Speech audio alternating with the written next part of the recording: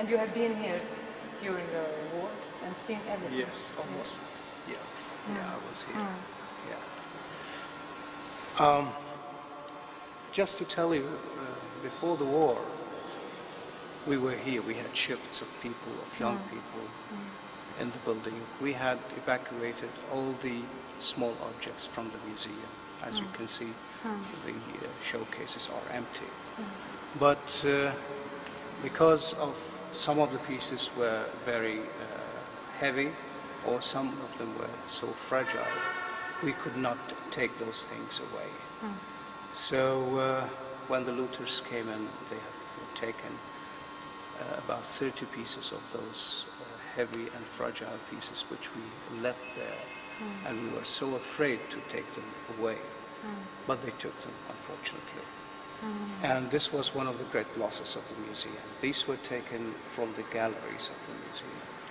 And again, within 3 days, that was the 10th, 11th, and 3 days, the looters were inside the museum here. There were nobody here. We have left on Tuesday the 8th.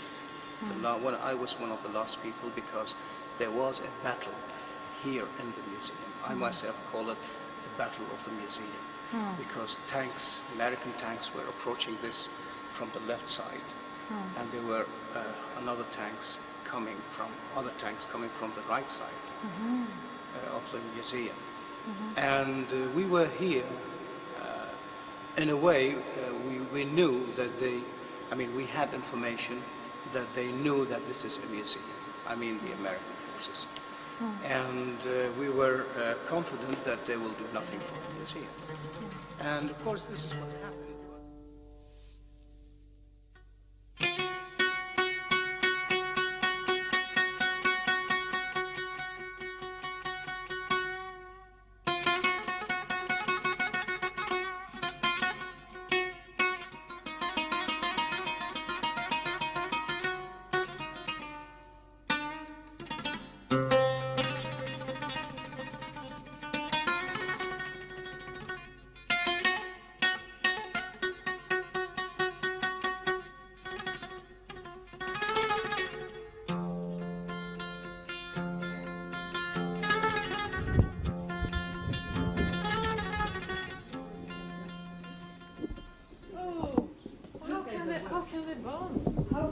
How can they burn brick? I don't understand. Yes. And that was cleaned, 3 years ago. All the brick was cleaned. So look what they have done. And how could they do such a thing to this? You can read the history of the building if you like. But see how they have broken everything here. Why? Amal, what's the purpose? I don't know. By burning? Because every government, since 1920, Yes. with our independence after the third Ottoman disappeared, every government had the intention of doing something to this building, contributed to bring it back to life. Every government. But it's a big door. I mean, it's I don't difficult know. to take it down. I don't know how they did it. Let's go.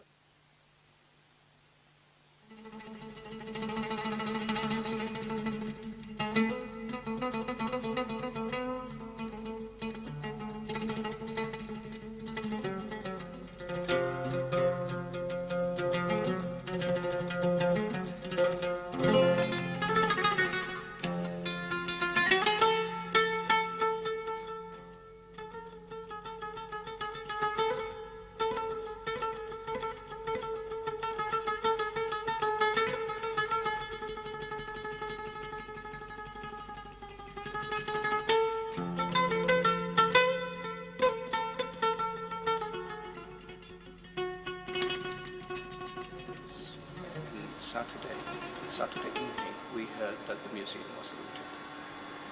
So that was the first day they looted it?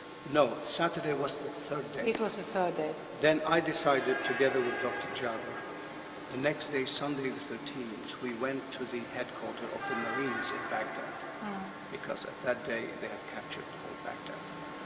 And we asked for several hours to meet somebody. Finally, we could meet one colonel from the civil affairs in the Marines. We asked help from him to come and help us to protect the museum. And at that time he said, okay, while you go, I will send the protection now. And that was the 13th, Sunday. But nobody came. Until Wednesday the 16th, on Wednesday morning, the tanks came.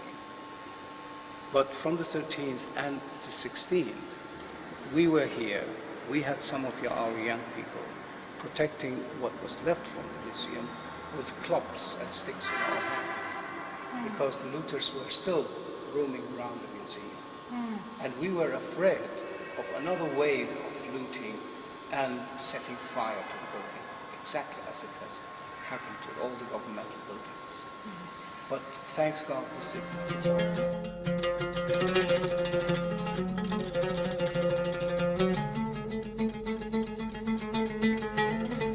But I want to keep them Yes. for in the future.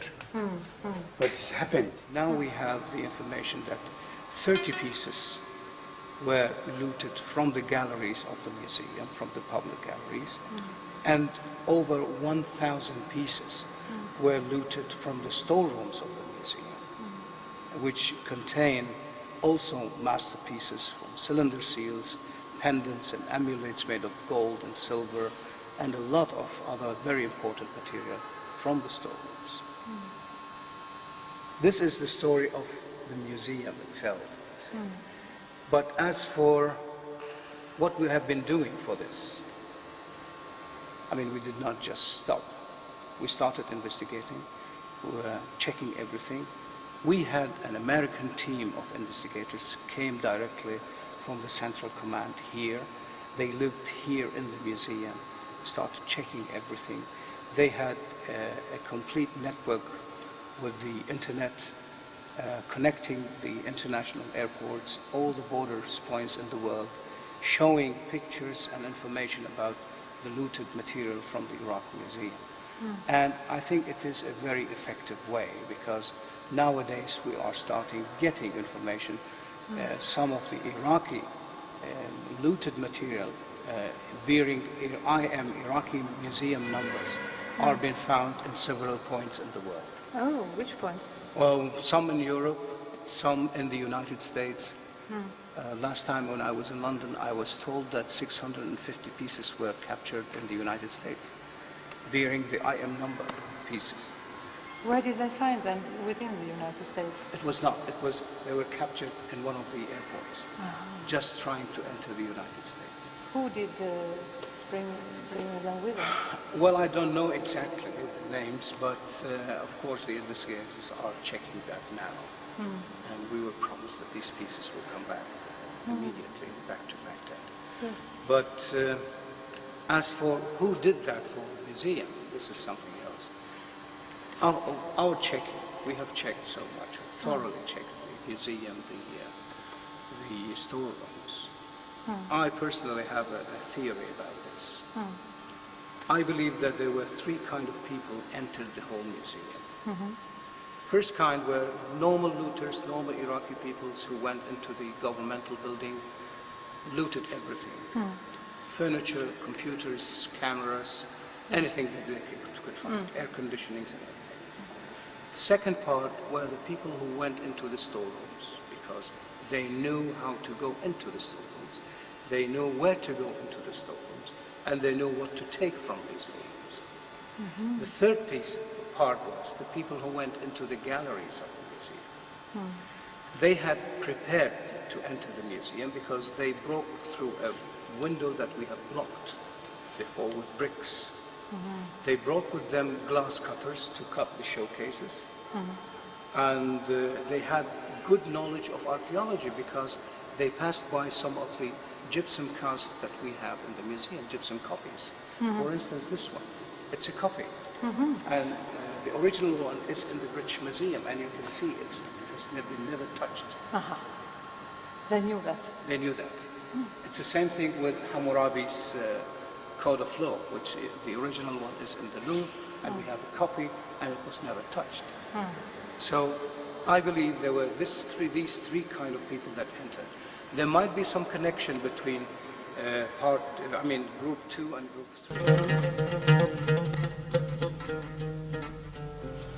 They both knew what they wanted. They both knew their way through the museum.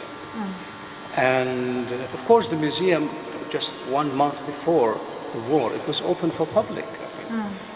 People might have, with bad intention, might have been here within the public and arranging for this looting if the war would have happened. So this is also possible. One could have all the possibilities in mind.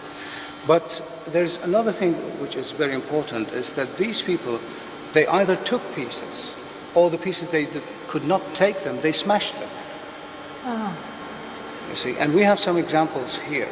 We can go and I'll show you some of those pieces that have been smashed by within this museum itself. Valuable pieces. Of course, very important, valuable pieces, and some of them that we see them, they are from the old Babylonian period, about 1900 BC. And they smashed them. They smashed them. Let's see them up. This has a beautiful face, remain only this.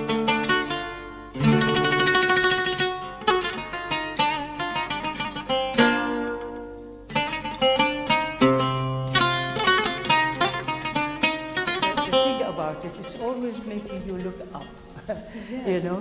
And that was the observation of one of the archaeological German archaeologists here in Iraq. He said, look in the museum, look at the figures of the people. They are always looking up, as if they are looking in infinity. Here in this hall, this is the Babylonian hall. We have examples for what I told you. We have 2 lions. They were discovered in Talat. It's a site now in Baghdad, and it's from the old Babylonian period. It's about 1900 BC.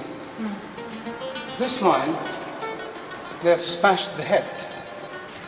It was complete, and we have this head here smashed. See? Not only that, we have some more lions from the same period, from the same old Babylonian period. One of them is here. And this is what's left. You see? And they were as beautiful as those ones? Of course. Here you can see there's another one which was here. They have pushed it. And we're not opening this yet. I believe it's smashed. The head is smashed too here. Because we will have our conservatives start, next month they will start working on these pieces. And this one was also pushed, and they have only smashed the nose. See? This nose goes here. This piece goes somewhere here. And one of the tooth, this goes, I think, somewhere here. See? Oops. So these things also happen. The pieces they could not take, they smashed. But if they are professionals, archaeologists, do they smash things like that? I tell you, they might be ordered by archaeologists. Of course, no archaeologist would do that. No, I don't think so. You're absolutely right. But they're mostly ordered by archaeologists. So these people are just doing their job. The pieces they could not take, they just knocked them down. But still, if archaeologists had ordered them to do that, I mean, these archaeologists... I don't say the archaeologists ordered them. They might have ordered them to bring things. But since they were in here and the chaos was all over, the pieces they could not take, they did not just knock them down. I mean, it's here. They have smashed them. It's not only these ones. We have other pieces in the Hotrian gallery. Where there were some goddesses from the Roman times, some Roman examples, very important ones. Yes. They were smashed too, but their heads were taken away. Ah. Yes. But why? To smash Smash the whole statue and take the and head? take the head because it was the lightest and the smallest they could carry. And you had it in all these pieces you had in this modern art museum. Yes, 180 pieces. In your own museum? Mine, only my museum. Yes. And this is the only things you have left? Left, what I can collect. We have 3 statues here. They've smashed them and they've taken the heads away. Originally they were not incomplete, of course. As you can see, we have put them on steel bars to show the shape. Just to take the head. Yeah, they could not, it's a heavy statue. Yes. You know, the excellent thing about these 3 statues, they were found in Hatra, but we know they were Roman copies of Greek origins. They were made in Rome.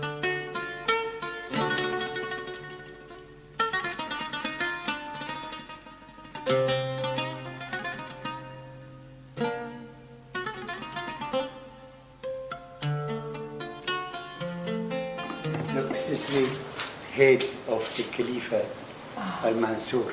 Destroyed, remain only this one. Shahrazad. Look, Shahrazad. What they did. 1001 Nights. Yes, look. They destroyed it. Destroyed this body. Look how they destroyed this one. But luckily now they have put a strong guard and they're keeping what is left from it. They couldn't pull all these bricks, you see. It was reconstructed through art. All the governments who came to Iraq, they tried to participate and do something to this place, put it in order. Unfortunately, now the door is stolen and many of its windows. Luckily, in the basic building, it's all.